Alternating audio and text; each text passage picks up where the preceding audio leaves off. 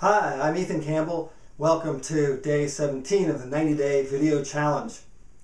While we're on the subject of NLP, which we did yesterday, I think I'll do another NLP tip because I love NLP. NLP is an umbrella collection of a huge number of really powerful change techniques. And here's the guy, Richard Bandler, who is most associated with this work, having co-developed it initially with his then partner, John Grinder, many years ago. So, and this book is full of cool stuff that you can do for yourself. But what I want to talk about today is, let's talk about self-confidence a little bit, because building self-confidence is one of the things that has been really key in my personal growth, and one of the things that I like coaching other people with and helping them to develop. So, let's just say you have, which I have had at time, or used to have, a part of me that wouldn't let me speak up for myself. And this comes up not just in conversation with friends, being at a party, whatever, but also in the sense of speaking up to promote yourself. If you're somebody who's got a business and you want to get yourself out there. Well, one of the things that really has been a great tool for me is something that they call parts work in NLP. And the assumption is that within the psyche there are a number of parts of the self, most of which were formed and then kind of got sequestered somewhere in the back of the mind, in the subconscious, at a very early age.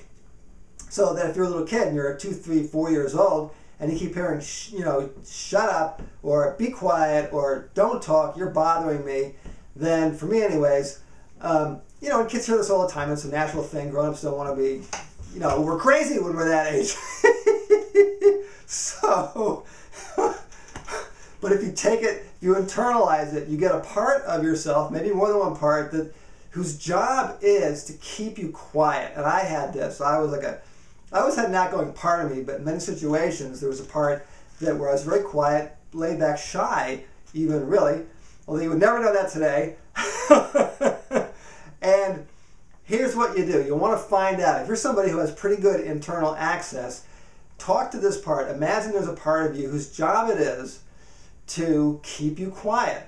Find out, have a conversation, and you could do this by just on a feeling level, or you could do it verbally if you have that kind of internal connection.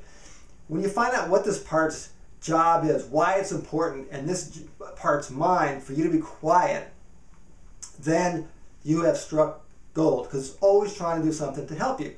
So it might be, it's usually something along the lines of, so I don't get yelled at, right? Which as an adult, of course, is not an issue, but the child part doesn't realize that he or she is living inside of a big grown-up you, because at the time that this part got created, it's like arrested development. This little piece, sort of like a bubble, gets sequestered. It goes, trauma, shuts down, retains the impression of that trauma, and uses that as a part of the compendium of experience that the reptilian brain, the most primitive part of the brain, uses to try to keep you safe. And of course it's misguided, especially, it might actually work at that young age, which makes it even more of a set pattern, because you kept quiet, you didn't get yelled at as much, and that was better than getting yelled at.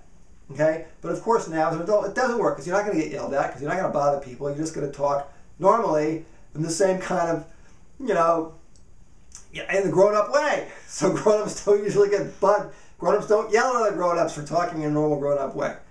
So find out what this part's job is. Explain to this part, ask the part, did you realize that you're now living inside me, which is the same as you, but you're a part of me, and I'm X number of years old, I'm a grown-up, I drive a car, I make my own money, I have my own place that I live in, I'm in charge of myself, nobody yells at me for anything anymore, and that really the people that you're trying so diligently and doing such a good job, because you want to acknowledge this part, it's trying to help you, right, of protecting me against, they're not around anymore. Or if they are, I don't live with them, and they're much older, and they're not bothered by me in any way anymore. In fact, they're kind of depending on me, depending on where you are and your life passage and where your parents are, assuming it was your parents who had this major impact on you. So tell this part what the reality is now. Find out if it knew that. 9 times out of 10, he doesn't know. He doesn't know, because it's just a part of you that got, shunted aside. So let it know what the reality is. Ask it if it would be willing to leave off doing this function since it's no longer being helpful. 95 times out of 100, he'll say yes. And then you thank him very much for trying to be of service to you, and maybe, in fact, actually having been of service to you when you were little, because you didn't get yelled at, and move on. All right, that's a very, very brief description of this process, which is a pretty simple process. Try this, see if it works. Let me know. I would love to hear comments about how this works for you below under the video, and also any ways that you have found that work for you in changing behaviors like this, where you hold yourself back because of some imagined danger or fear. Alrighty, I hope you will click like below and leave me a comment, and I hope you will subscribe above to hear many more cool videos like this about self-confidence, building self-confidence, and other topics. And my name is Ethan. I thank you for watching, and I will see you soon.